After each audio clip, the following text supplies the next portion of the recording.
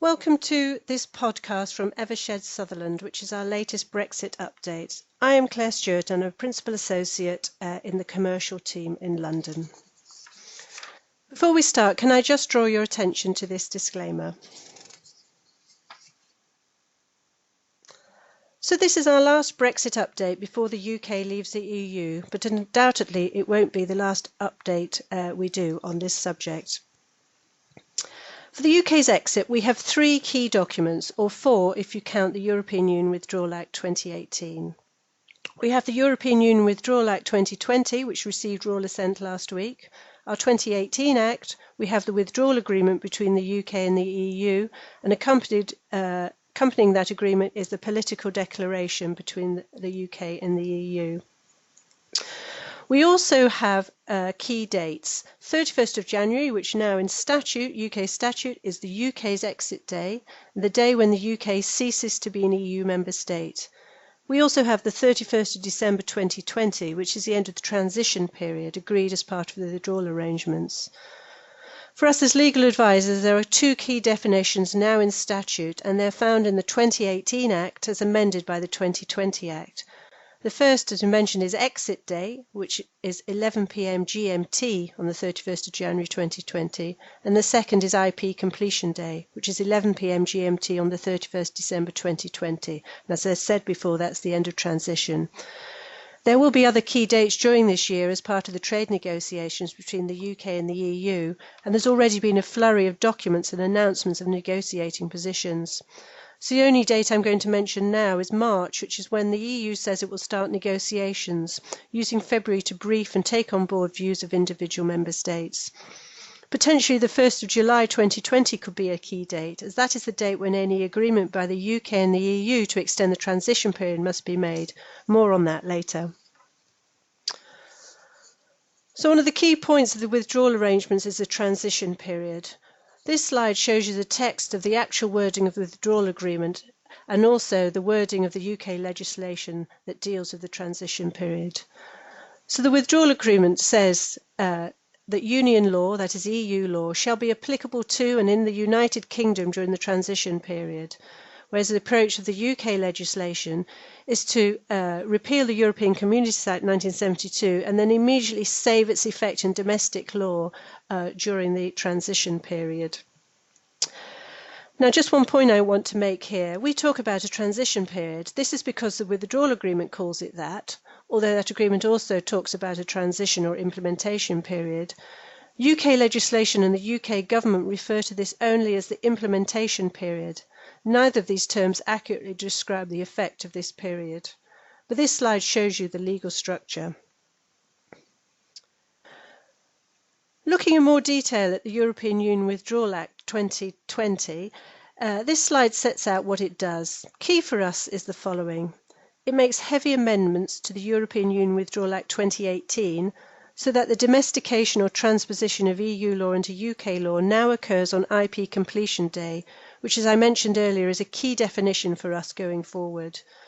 The 2020 Act is designed to work in conjunction with the 2018 Act and effectively qualifies the provisions of the 2018 Act for the duration of the transition period. But it's not just about the transition period, it's also about other things, such as citizens' rights, the UK withdrawal arrangements with EEA and EFTA states, and Switzerland. And we have more detail in our client briefing that's on the Evershed Sutherland website. Just a couple of things to bring out here. This slide mentions in the second point certain glosses. Because the UK has gone for the structure of repealing then saving the effect of the European Communities Act 1972, we also have to make certain changes to that 72 Act to reflect the fact that the UK is no longer an EU member state. Effectively, this means that for an 11-month period during 2020, we have a new category of law in the UK. That is, EU law as applied to the UK by the 2020 Act, but reflecting our status as no longer an EU member state. I just want to pull out a few other points from the 2020 Act. The first is a variety of delegated powers, some of which are to ensure the correct functioning of the withdrawal arrangements, but the third one shown on the box on the left has raised some eyebrows. Now, prior to the 2020 Act, there was a power in the 2018 Act which stated that the Supreme Court was not bound by retained EU case law, and that court could depart from this retained case law. That's still there, but there's a new addition which allows a minister to make regulations to provide for a court, and that I mean any court, not just the Supreme Court, not to be bound by retained EU case law, and the test that must be applied in deciding whether to depart from retained EU case law. What that test could be is not made clear in the Act. Would it be national interest? Could it be something that goes against government policy? Could it be about trade? Could it be something else? Before making such regulations, a minister must consult the Supreme Court, but it's only a consultation, not an obligation to follow what the Supreme Court thinks.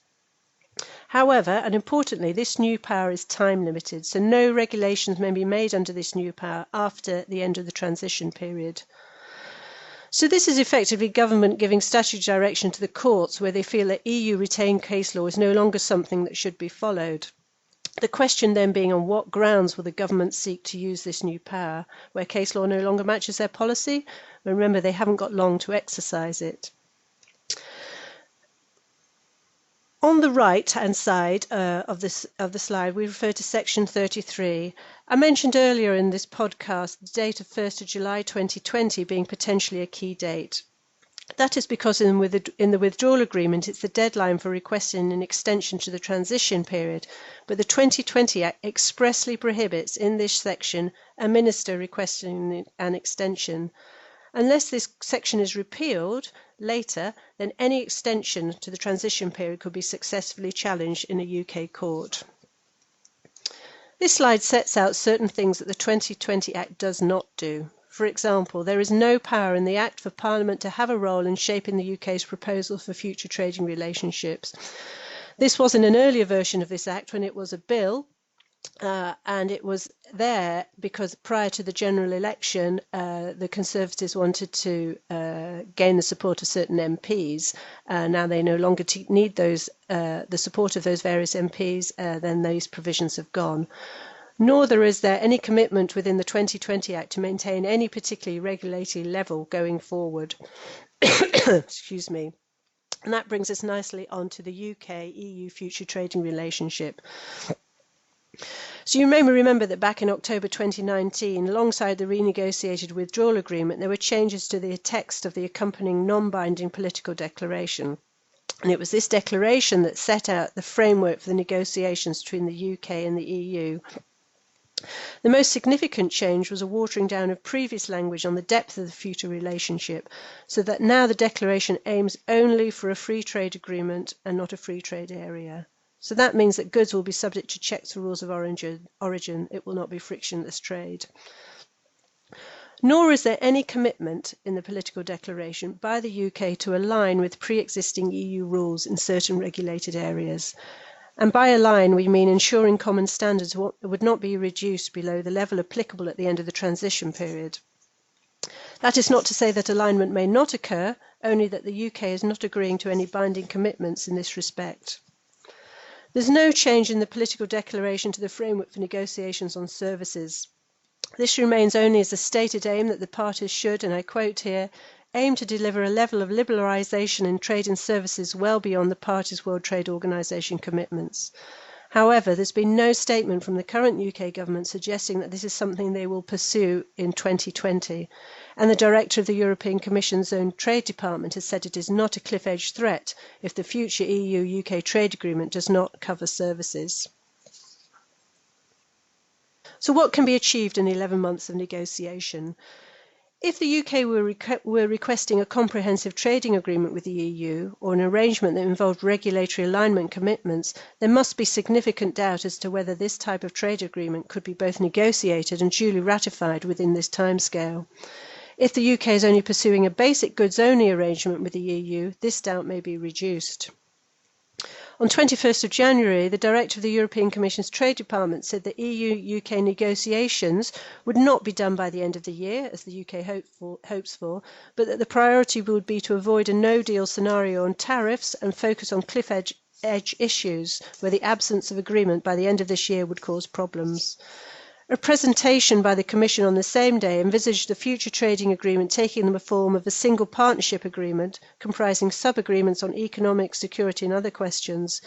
This would then allow for additional agreements to be embedded into this framework at a later stage. But you then need to look at the UK government point of view. The UK government has said it wants negotiations fully concluded by December 20, and this seems to point to a pared-down trade agreement that falls within the EU's exclusive competence, and therefore it's quicker to get signed off at an institutional level, because it only requires approval of the EU Council and the European Parliament. If the agreement becomes something bigger and becomes a mixed agreement, and by that I mean it covers areas that would fall under the competence of individual member states, national parliament ratification would be required, and that will take time, so negotiations cannot go to the wire in December 2020. The European Commission's view appears to be working towards a basic free trade agreement for goods, but they want it linked to conditions of level playing field. All well and good, but the UK has not accepted this linkage. UK government statements suggest broad alignment with EU rules as a commitment within a trade agreement is not on the table, although alignment when it is a matter of implementing global standards might be achieved as part of any sectoral deals that are negotiated post-transition. The conflicting positions of the UK and EU may mean that the conclusion of even a basic agreement on trade within 11 months is challenging.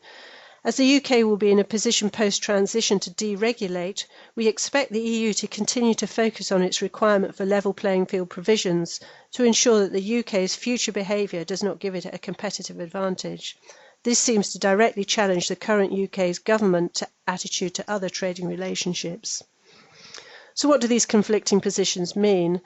They mean that the risk of some kind of cliff-edge Brexit has been shifted to the 31st of December 2020. However, there are other possibilities to no or no useful trade deal by that date, including possibly, as I mentioned before, a limited pared-down trade deal in goods but not in services by the end of the year, with perhaps an even more limited focus on what the parties agree are cliff-edge issues. Or an approach whereby the UK and EU agree to negotiate individual agreements on non-contentious subjects first, leaving areas where negotiations are likely to be more complex to a later stage, or subject to further commitments to cooperate in these areas. As I've mentioned, the European Commission has suggested a framework model, allowing for later agreements to be added at a later stage. Or we might see an approach where each side unilaterally allows access to the other to certain markets, possibly linked to reciprocal access being granted by the other. This is the same approach as was adopted by the EU when they put in place their own unilateral contingency measures for a no-deal Brexit. As to the impact, this slide shows you various points where there could be potential impact. The first one refers to selling goods from Great Britain into Northern Ireland, because then the protocol that governs Northern Ireland puts in place a separate regulatory regime that would have to be taken into account. I think it's too early to assume a trade deal in goods will be in place by 31st December 2020, and I think we can say that we don't think it's likely that we'll see one in services, but never say never. As regards free trade agreements that the EU has in place already, the withdrawal agreement suggests that these can be rolled. The UK and the EU agree for these to be rolled over, but of course that would also require the consent of the other party to the free trade agreement, and there has to be a question mark as to whether they would all agree. We can be clear right now that regulatory alignment is not the policy of the current UK government. And drafting that we put in our contract should reflect the reality of the implementation period when EU law continues to apply to the UK. However, we do need to check assumptions that we use surrounding EU member states, because legally from the 1st of February, the UK will not be an EU member state. So things like definitions on territories or references to EU member states or the EU or EEA will not include the UK. And then finally, as I mentioned during this podcast, the Brexit legislation in the UK does create new categories of law. How much of this an issue will be dependent on the drafting for things such as compliance with law obligations. That brings me to the end of this podcast on our Brexit law update. I hope you enjoyed listening to this. My contact details on this slide. If you have any queries, then please do feel free to contact me or your usual contact at Evershed Sutherland. Thank you very much for listening.